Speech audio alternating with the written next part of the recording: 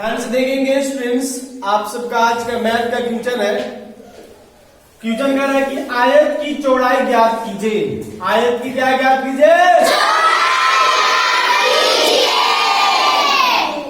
आगे देखिए कह रहा है यदि उसका क्षेत्रफल 456 वर्ग मीटर तथा लंबाई 38 सेंटीमीटर है तो उसका आयत की चौड़ाई कितना होगा वह ज्ञात कीजिए। ठीक है,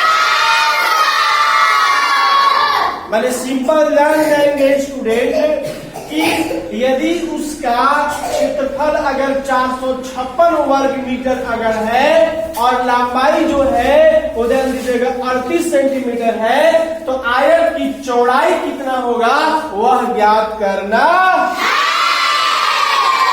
ध्यान से सुनेंगे, अच्छे से समझिएगा। तो ध्यान दीजिएगा स्टूडेंट्स, आप सबको हल किया गया है, अच्छे से ध्यान दीजिएगा। आयत का क्षेत्रफल बराबर होता है लंबाई गुणे चौड़ाई। क्या होता है?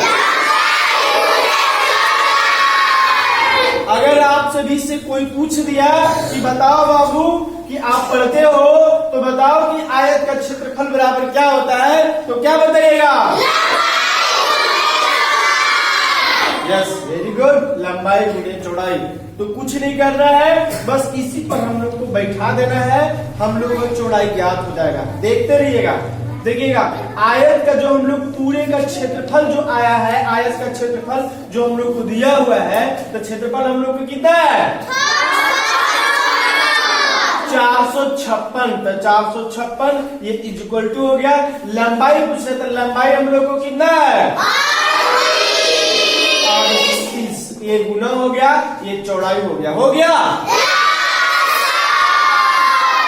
अब बहुत ही सरल तरीके से, इजी तरीके से आगे हल किया गया है। देखिएगा हम लोग को मेन है चौड़ाई ज्ञात करना। तो ये देख लीजिएगा आप सबको चौड़ाई हो गया, ये इक्वल टू हो गया, ये 456 हो गया, बाई दे करके ये वाला आप सबको 38 हो गया। हो गया? अब बस कुछ नहीं करना है, अब इसको इसमें भाग दे देना है। तो भाग कितने बार मिल गया? यानी कि सिंपल जान जाएंगे कि आयत की चौड़ाई हम लोग को कितना ज्ञात हुआ? 12 सेंटीमीटर स्क्वायर। समझ में आया? Very good.